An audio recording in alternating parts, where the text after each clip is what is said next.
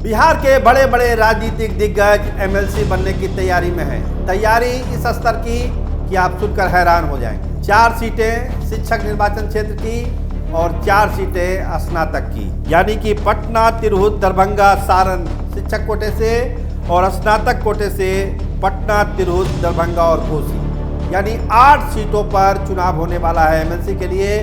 और पीके की एंट्री ने सारे राजनीतिक दल, जनता दल यूनाइटेड, भारतीय जनता पार्टी और आरजेडी को बेचैन करके रख दिया है। तो क्या होने वाला है एमएलसी के चुनाव में, आइए इस खबर में इसी का विश्लेषण करते हैं।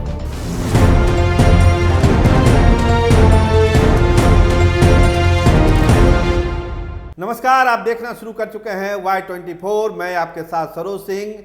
16 तारीख यानी 16 नवंबर 2026 को 8 एमएलसी की सीट खाली हो जाएगी। मतलब साफ है कि चुनाव पहले कराना होगा और अगस्त महीना अब ख़त्म होने पर है लगभग। तो तैयारी किस स्तर पर होनी चाहिए और चुनाव आयोग क्या कर रहा है और संबंधित उम्मीदवार जिनको कि अखाड़े में उतरना है, जिसमें बड़े बड़े दिग्गज हैं, अभी से ही जोर शोर से अपने अभियान को ऑन करके रखा हुआ है। तो नज़र किस किस पर रहेगी? सबसे वीआईपी सीट पटना की सीट सबसे वीआईपी मानी जाती है और वहीं पर होगा जोरदार मुकाबला। हालांकि तमाम सीटों पर मुकाबला है, पटना में तो है ही, लेकिन प्रशांत किशोर की एंट्री, चूँकि ऐलान कर चुके हैं कि 8 सीटों पर, यानी जहाँ जहाँ चुनाव हो रहा है वहाँ प्रशांत किशोर का उम्मीदवार होगा। एक तो अभी मौजूदा एमएलसी हैं ही, तो 7 नए चेहरे प्रशांत किशोर की तरफ से भी उतरेंगे और जो जनता दल यूनाइटेड, भाजपा और आरजेडी की तरफ से बहुत सारे चेहरे नए होंगे, लेकिन दमदार चेहरे होंगे।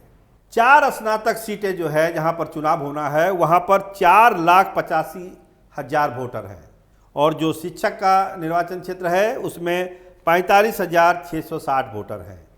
तो पटना की हम बात कर रहे थे, 16,889 वोटर यहाँ पर हैं और नवल यादव लगातार जीतते आ रहे हैं। लेकिन इस बार लगता है कि चुनौती बड़ी है, क्योंकि बहुत सारे जो वोटर थे जो तथाकथित फर्जी बताए जा रहे थे, उनको वोटर लिस्ट से उनका नाम काटा गया है, इस तरह की सूचना है।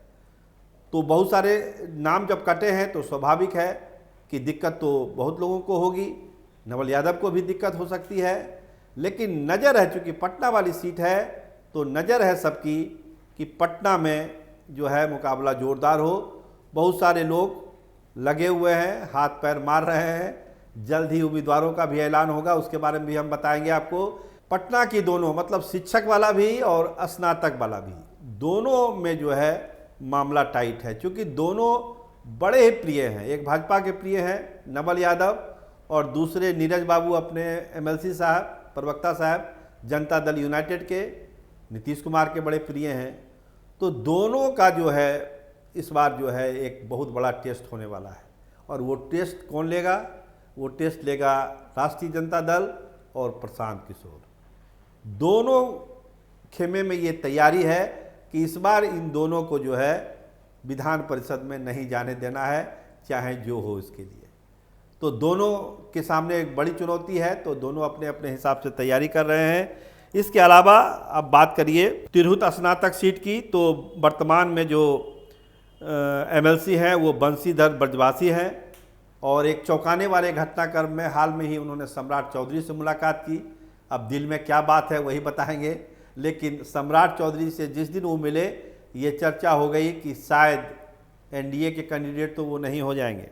साल 2024 के उपचुनाव में ब्रजवासी ने जेडीयू की सीट छीनकर बड़ा राजनीतिक संदेश दिया था और एक तहलका ही समझिए मचा दिया था, क्योंकि जनता दल यूनाइटेड के जो उम्मीदवार थे अभिषेक झा, उनके बारे में कहा जा रहा था कि उनको अच्छी बढ़त मिलेगी, क्योंकि देवेचंद ठाकुर उनके साथ थे, तमाम लोग थे, तो उनको लगा कि अभिषेक झा ये बाजी मार लेंगे। लेकिन बंशीधर ब्रजवंशी जो है इन्होंने सारे समीकरण को तोड़ दिया और जीत गए। तो इस बार क्या होगा? सम्राट से मिले तो जरूर हैं, लेकिन घोषणा तो अभिषेक झा के नाम की है, तो होगा क्या?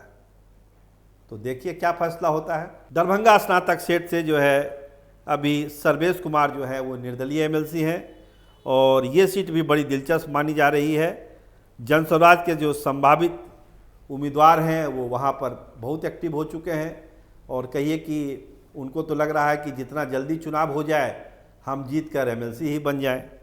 तो इस तरह से समीकरण चल रहा है। दरभंगा स्नातक में भी, तिरहुत में भी, पटना के बारे में तो हम आपको बता ही चुके हैं, पटना में भी। तो इन सब चारों सीटों पर जो है पूरा जो है मुकाबला ज़रा ज़बरदस्त हो रहा है। देखिए, एक और उम्मीदवार की जो एंट्री होने वाली है उनका नाम है डॉक्टर संजीव। विधानसभा चुनाव हार गए थे, लेकिन इस बार जो है कोशिश कर रहे हैं कि जो एमएलसी का जो ये चुनाव हो रहा है इसमें दावा ठोका जाए और ज़ोरदार ठोका जाए और जीत का एक रिकॉर्ड तोड़ा जाए। अभी भूमिहारों का महाबैठकी भी हुआ था, आपने देखा ही। तो कोशिश है कि इस बार जो है अगर विधानसभा नहीं जा पाए तो कम से कम विधान परिषद में डॉक्टर संजीव की एंट्री हो जाए।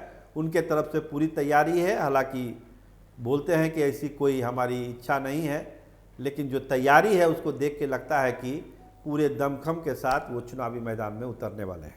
तो ओवरऑल अगर आप देखिएगा कि 4 सीटें शिक्षक वाली और 4 स्नातक वाली, 8 सीटों पर जो है बहुत सारे नाम अभी पर्दे के पीछे हैं, सामने आने नहीं चाहते। जैसे एक नाम मैंने डॉक्टर संजीव का आपके सामने लिया, पर्दे के पीछे हैं। उस तरह के बहुत सारे दिग्गज हैं जिन्होंने अपनी उम्मीदवारी अभी थोड़ा सा बचा के रखा है, पब्लिक नहीं किया है, लेकिन चुनाव लड़ने का जितना काम हो सकता है उनके तरफ से हो रहा है। और जनता दल यूनाइटेड और बीजेपी के लिए ये एमएलसी का चुनाव एक ऐसा टेस्ट है, मतलब बांकीपुर चुनाव के बाद, कि उसकी आप बात ही मत करिए। क्योंकि जो पीके की एंट्री हुई है बांकीपुर में, उसके बाद 8 सीटों पर चुनाव लड़ने का ऐलान कर प्रशांत किशोर ने एक बड़ी चुनौती दे दी है। और चूंकि छोटे लेवल पर ये चुनाव होता है तो प्रशांत किशोर का इलेक्शन मैनेजमेंट और उनकी चुनावी रणनीति इसमें बेहद कारगर हो सकती है और उनका एक बड़ा हथियार हो सकता है। और इसी से घबराया हुआ है तेजस्वी यादव भी, सम्राट चौधरी भी और नीतीश कुमार भी। तो देखिए, ये जो जंग शुरू होगी, बहुत जल्द चुनाव आयोग इसका नोटिफिकेशन भी करने वाला है। जैसे ही जंग शुरू होगी हम आपको अपडेट देते रहेंगे। और जो ये चुनाव है ये कितना महत्वपूर्ण है इसकी आप कल्पना इस आधार पर कर सकते हैं कि अभी से ही, चूँकि चुनाव का ऐलान भी नहीं हुआ, ऐसी तैयारी है उम्मीदवारों की, वो भी दिग्गज उम्मीदवारों की, जो कल्पना से परे है। धीरे धीरे सारी परत हम खोलेंगे। आप देखते रहिए Y24। आपका बहुत धन्यवाद, आपका बहुत शुक्रिया।